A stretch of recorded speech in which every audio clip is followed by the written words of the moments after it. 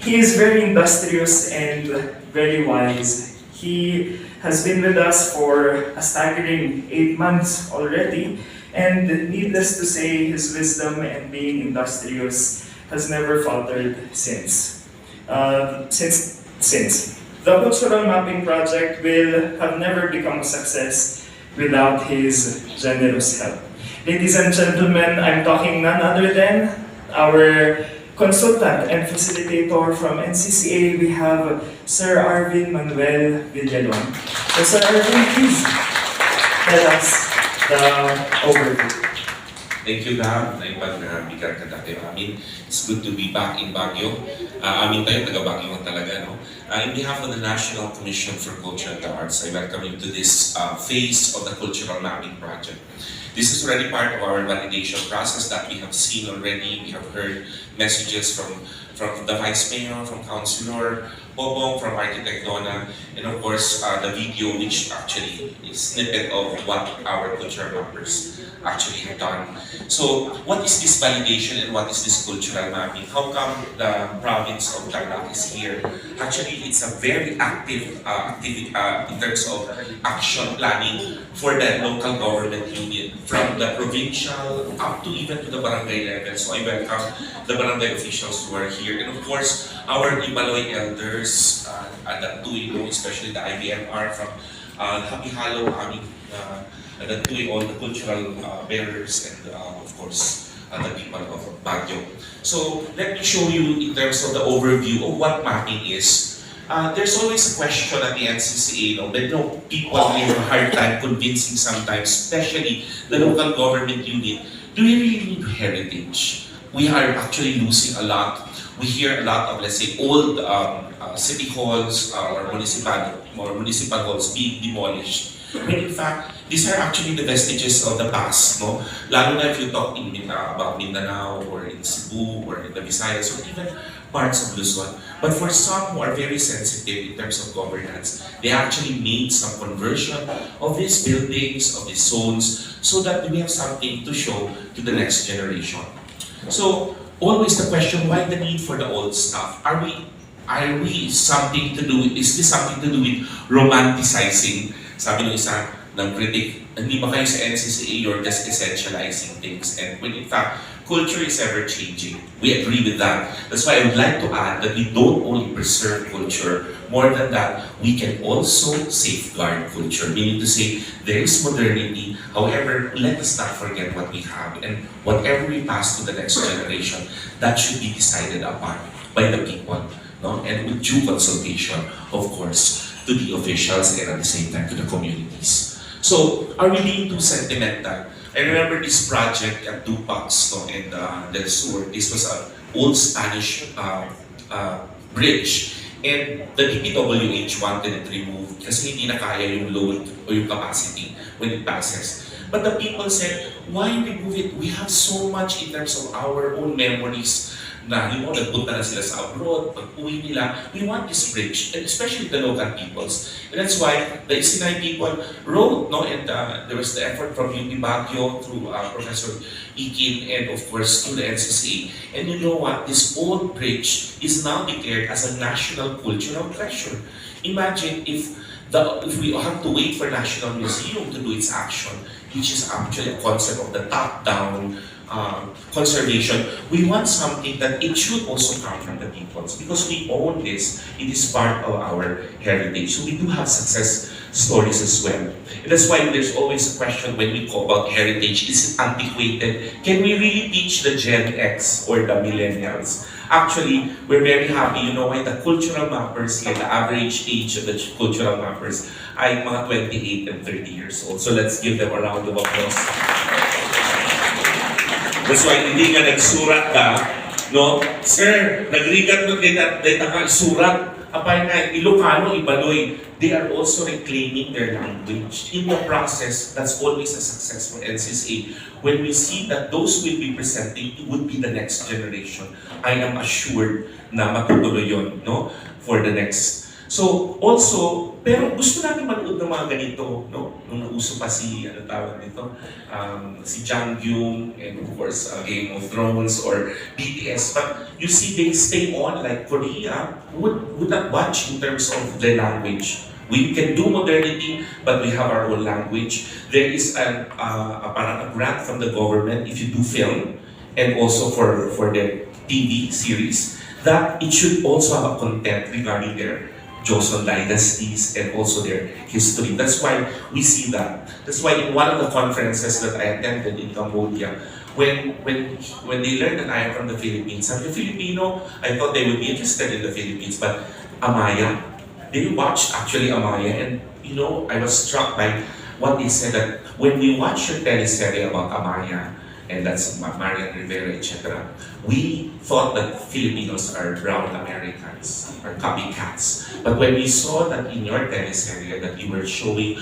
all your culture, we know that this is actually more of like a romanticizing the idea, but we see your attires, your costumes, we know that you are Southeast Asian. Can we not do that? Wherein there is modernity, but we can have also a space for heritage. That's why if you watch Game of Thrones, this is their heritage. They talk about kings, princesses, and queens. Can we do that in any other aspect of our own culture and arts? So that's why sa appreciation will even come from the outside, like bloggers coming in, or the proverbial adobo. You remember the adobo wanting to codify it, and there was such an uproar in Facebook. We cannot codify it because there should be diversity of expression, and we should, of course, have these diverse expressions and be safeguarded. So ganun tayo as Filipinos. That's why when we talk of heritage, it's very important that the NCCA, and of course with the Tourism Office, Culture and Arts Office, and with the Baguio Creative City Council, that we talk about history, our pride. Not only that, it's also something practical. No? Like when we had a cultural mapping in Masbate, hindi ko nakikita yan as something about my own history only. It's practical for me because my mother taught me how to make a bibingka. Napag-aral ko lahat ng anak ko dahil sa pagbibibingka. So, meaning to say, it talks about economy also. It's not just about something also academic, where you write it as a form of a thesis or a dissertation. It's beyond that. It's about the life of people. And more importantly, when we look at heritage, we talk about values. No? Ilan sa atin dito na pag nag-attend ka ng graduation sa Cordillera, with all pride, magsusuot talaga sila ng kanilang native attire. Why? Because it's with pride. Magbabahat pa yung kahit graduation. No? And I've been witness to that in several graduations at UP Baguio. So why? Because it talks about what you have received from your ancestors, from your parents. Especially during this time, the very problem will be in search of identity. No, as a psychologist, ito yung problema natin. A lot would have to do with mental health. Why? Because young people do not know where to anchor themselves. And one anchor would be culture. That's why we talk about culture as very, very important. Now, the importance of cultural heritage in terms of local government planning, una, it contributes to identity, values, and of course, social cohesion of a locality. Kung minsan divided tayo sa nation, but there is something that puts us together. What would be the commonality? Our own culture, our practices, our own memories. And not only that, because it's part of identity, it constitutes the base for sustainable and homegrown development. So elsewhere, for example, in UNESCO, which we are part of as part of the initial, with the SDG, the Sustainable Development Goals, binanggit doon na part ito yung culture. There is even a proposal, can heritage be also a human right? No, kung human right natin yung ecology, that's why we don't get it, we don't consume everything, we have to leave something behind. Can we have the concept of heritage as a human right so that we have something to pass on to our children? So with that concept, then we need to protect all the more. So, because of this, the cultural mapping, akala ng iba, sir, nag-GIS ba kayo? Nagkakaroon ba kayo ng geotagging? Yan ang usually nila architect doon na nagsimula. Sige, ready na kami, may geotags na kami doon. Those are the outputs. We do that also, by the way. But when you say mapping, mapping in the simple parlance, because this is like a community affair. Pag sinabi mo mapping, you're located. You are there. the map. That means you are recognized, the heritage is recognized. Pinakamalungkot sa lahat, di ba Sir Ike, yung wala ka sa mapa, Google ka niya, okay, barangay ko, nyaman kung dito yung map. No? So, you want to be located, you want to be part of the whole writing. And therefore, the Republic Act 166, which was signed into law during the time of President Gloria Macapagal-Arroyo, talks about the protection, preservation, conservation, and promotion of the cultural heritage. The second would be to establish cultural institutions. You cannot protect something if we have not identified what would be these institutions. The third is to protect cultural workers and ensure their professional development and well-being. Naranasan namin ito sa NCCA noong pandemic. Ang isa sa naapektuhan lahat ay yung cultural workers. Sila pala ang sector na walang SSS, walang mga PhilHealth, kasi they were working as freelance. So, what do we do? What can we help? But of course, we see in Baguio good practices even during the time of pandemic, wherein we encourage craftsmen or craftswomen who bring their products and then we sold it and there was earning. And of course, the fourth, which is part of the mapping, is the documentation and registry of important cultural property. In the Republic Act 166, it states there that all local government units should have a registry of cultural property. Pag sinabi mo registry, may yun siyang talaan o listahan ng mga mamahalagang pamanang lahi. Ang tanong ng local government unit, what should it be? Hindi ba ginagawa nito ng academic natin, ng institutions? Yes, they're doing it. But we need something like a compendium wherein we have at hand all this listing. And those are pointers. That's why the academy is an active partner in this aspect. Now, if you have this compendium, the registry, then we can work in terms of planning, in terms of activities for the city or for our municipality. Kaya ang Tarlac nandito kasi ongoing ang cultural mapping nila for all the 18 towns of Tarlac. Ganyan kasi it's a race against time.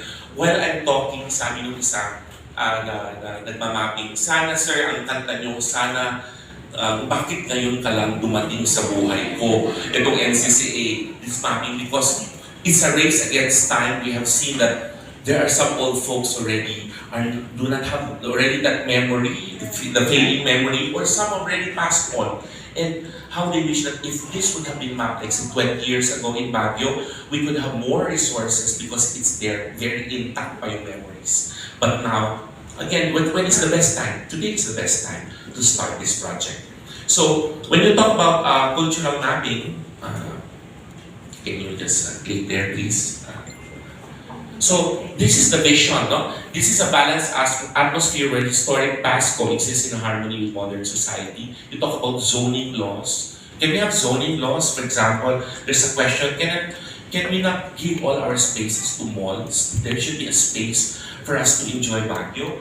At the same time, we use an integrated and holistic approach. That means in the program for conservation, we use different disciplines related to culture. This is not just a field of sociology, anthropology, or linguistics, or cultural studies. We also include biology. We talk about materials, experts also, and also architecture, and all other fields. And at the same time, let's not forget, it's not about expertise also, but the grounding in terms of indigenous realities.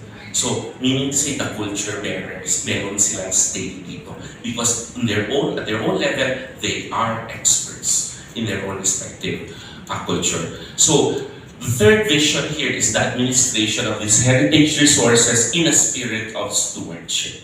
Especially, everybody's looking at Baguio City. Ang laki ng challenge. Sabi nila, Arvin, ikaw na sa NCCA, ikaw laging may favoritism yata sa Baguio. Kasi kayo ang naging creative city, kayo pa ang pilot study for UN development goals, ang dami nyung nakalagay sa Facebook, meron kayong millions ulit para sa diplomat hotel, and etc. Well, I always answer them because we are special. Pero I always point it because we are all special, but you have to find that special spot. And mapping can also be a method for doing that. Sige, please, next.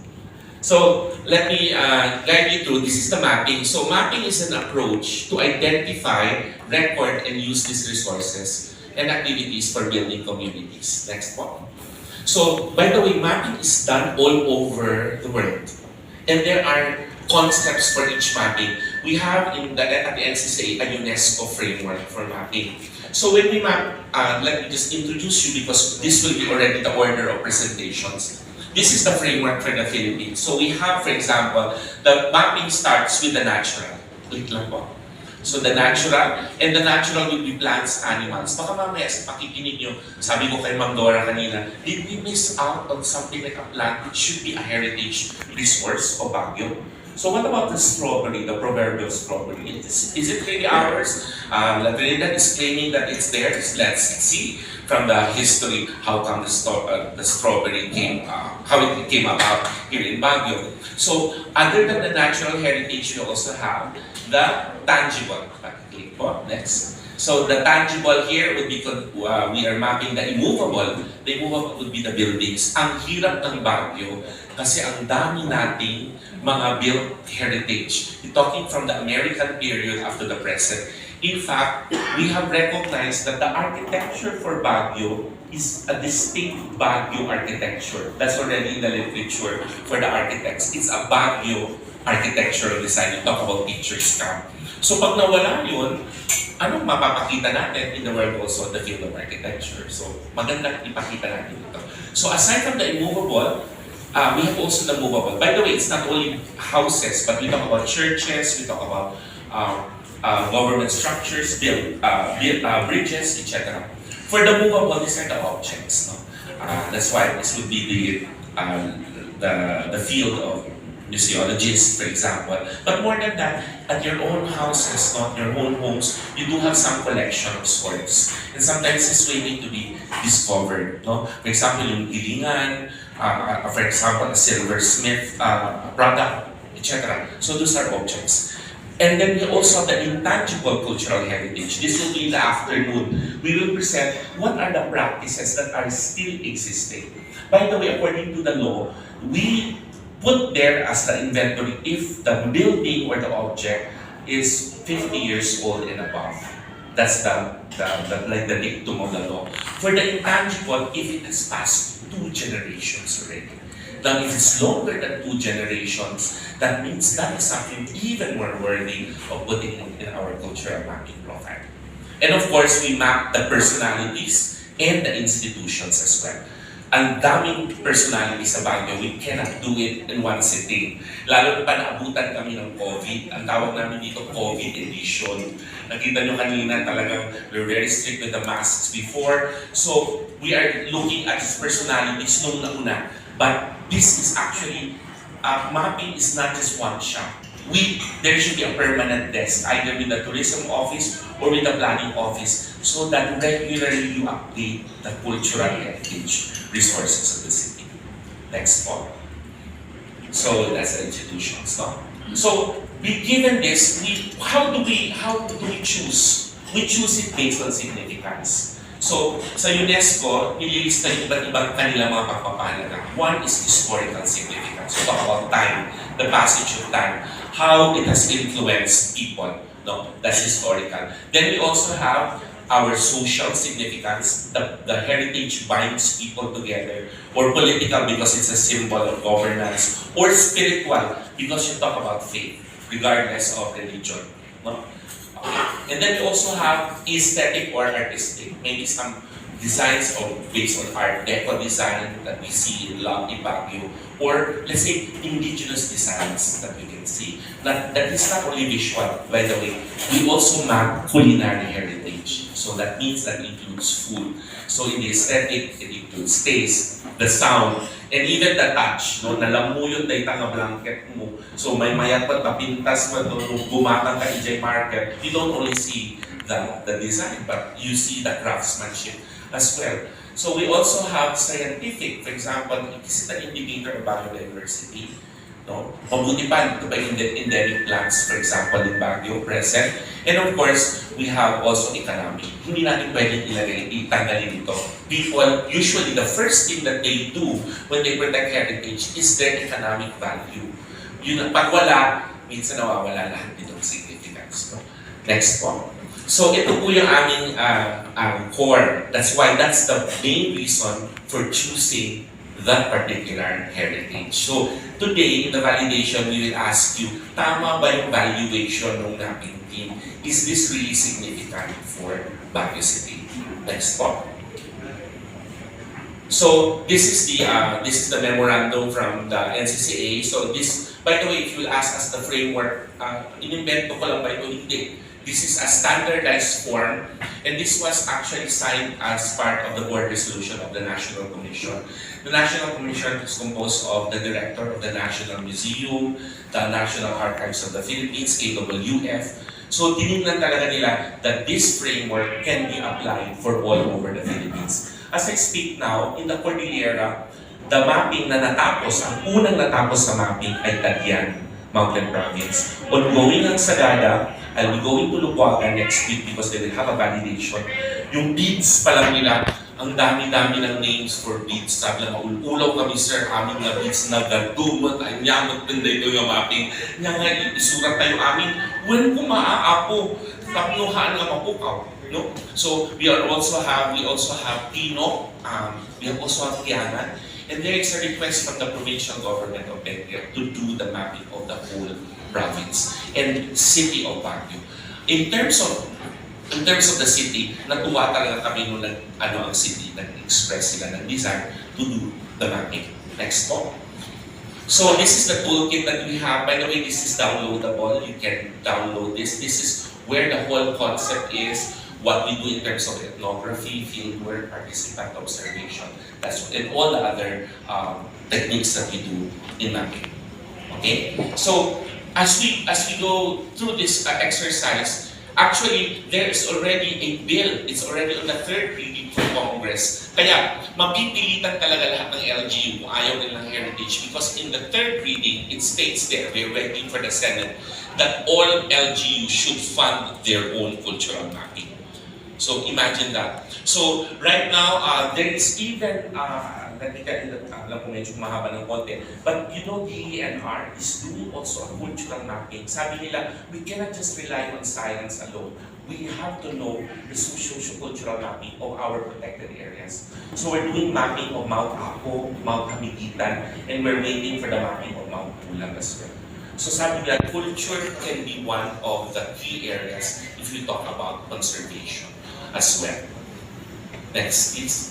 So this is the cultural mapping program. There are several steps already. We are here at the data validation. Ang maganda dito sa data validation, this is from the perspective of the people. So pag sinabi mo, ganito yung valuation namin dito, okay, we put that in. Now, in the validation, tama yung sinasabi ni Sir Popong kanina, ni Vice, kailangan validated ng community. That's why you represent the Baguio community. You have a very important role. That's why the both public and private sector are here today. Next, please. So, what is this validation workshop that we're doing? Click na lang po. So, validation is the process of informing the community, you, of the mapping results, and are given the chance first to appreciate their heritage. This is not a thesis defense. Kasi hapon, sir, kapag putong mo, amin magbabagat lalakay, amin magka-t-shirt, haan. This is a chance to appreciate. This is celebratory. In many of our mapping sites, alam mo, ang samsangin kita do mga abo, sabi nga, mabalin na mga tayo. Abay, natitawid ko aming information. I am there. No? So, in other validation sites, we speak not in English. We speak actually the local language, and some of the writing are in the local language. For example, in Romblon, ayaw nila ng Filipino, ayaw ng English. We will reclaim ASI. Para talaga maitala talaga. In Mandaya, in Hamigitan, use the Visayans para maintindihan talaga ng local peoples. So, ganun po yung idea. Bahala na yung LGU to translate later. So here, aside from appreciation, you can critique the information presented. You can also fill in the gaps if there are, and to verify the accuracy of the mapping results. What we will show you for today is actually just a PowerPoint presentation. But here in the desk, this is actually the result. These are forms. No? So each PowerPoint presentation, meron po siyang form. It's like an inventory. Pag sinabi nyo, ano ba ito? Ethnographic writing, it's an inventory. Meaning just the entry data. But if you want to deepen it, that's when we encourage the academe to perhaps take it mind. And you have also the other resources. So this is the book. And the book that we have, I'd like to show you, if after the validation, kasi si IPMR ng Kapihalo, sabi niya na, Sir, the print na ba? Hindi. We will not print unless it's validated. So, andun yung respect namin with the FPIC, the Free Prior Informed Consent. So, this is an example of a book na tapos ng validation and validated by the committee. This is Infanta Quezon. And Infanta Quezon, this is written in Filipino. They want to reclaim the language. Hindi kasya ng one book, 3 volumes. So, yung volume nila is one for natural heritage. And because of this, they are busy in terms of trying to fight the impending dam project, which will affect all those written documents about the flora and fauna because of that impending Kaliwag Dam. So you see here that there is that kind of idea that we should utilize also the resources. Next point. So the validation, to be able to make it a success, we have the mappers here, who are actually the data gatherers. You are the internal validators by virtue of being Baguio residents. I am also part of Baguio. And lahat po tayo dito. But we also choose or assign a role for external validators because of their expertise. So, ngayon, dito si Ma'am Judith for the Ibaloy, culture bearer. Also, Sir Ike from Movable Heritage and also for the Ibaloy Tangible Culture Heritage. And we have at the NCCA listening to us via Zoom, si architect, no, who is in charge of the culture preservation unit for at the NCCA. So yan po. And of course, we have the facilitators. I'm joined by Abigail Kitma. Dalawa po kami dito. And we have also Sir Joey Salimano. And we have the secretariat. And we have guests. Why is the province of Tarlac here? Because we will do our validation on July. The best way to see it up close. Para makita nila ano yung kailangan. Ang buti nga tayo, isa lang ating validate our city. For the province of Tarlac, we have to do 18 validations. Because the unit of analysis would be the local government unit. So we hope that we can saturate this, no? And we are going to invite you. That means, baka mamaya hanahanapin nyo, Sir, in a PowerPoint presentation, we cannot see everything. Of course, we cannot discuss that as like a form, dinadaanan. But if you want to see it up close, especially for some items, this is an open book. And you can actually take a browse and of course comment on it. So that before its final printing, we can put already the edits. Okay, the target is that gusto sana namin that the book can be launched on September 1, on Baguio Day. So we're giving enough time. Okay, so sana. Alright, so I think, meron pa ba? No? So these are the objectives of the mapping. Yeah. Sige, so today, remind ko lang, we will present to you the findings. And then we'll ask for your feedback for the findings raised. Because it's only a one day, we will not be talking about issues. No? If we can just part it. So that's why our mahiwagang salita is noted. Kasi this is not the time to plan. For example, there are issues. For example, ito, mali itong ganito, it should have been, we will put it as a note. Because included in the form would be issues and concerns and other safeguarding measures. So it's not just about putting together what is the idea, but also the issues involved. But this is not the time to do the planning for it. That's why, by the way, we are going to present around 200 items for the first book. So mahirap itong ano nito, so we give a minute for it. Kaya baka mamaya, pa umanin na ito, kung nagmamadali yung mappers natin. Pero hindi naman natin gagawin madali ito. Kasi we want this morning, you come and listen and of course give your comments. Also, of course, part of the objective is to raise the issues, the gaps, the problem areas, and the identified critical next steps. Tama-tama, because this is an opportune time, because the next set of our leaders will be will be sitting by June 30, by July 1. So tama-tama, we will carry this over and yung sabi mo, Vice Mayor, na we will continue this project. Alright, so this is the order of presentation. We're done with the welcome. This is a very important component. And part now is the presentation of the findings and then the general inputs that we take from the community and then followed by the assessment and recommendations, just a review later this afternoon and the critical next steps. So I'll be turning over the microphone to Ms. Abigail Kitma, who will discuss the mechanics of how we are going to do this efficiently in terms of significance. So maraming salamat po sa inyong pakikinig. Mabuhay po ang sulat ng bagat. Sana ito ay patuloy natin para sa susunod na henerasyon.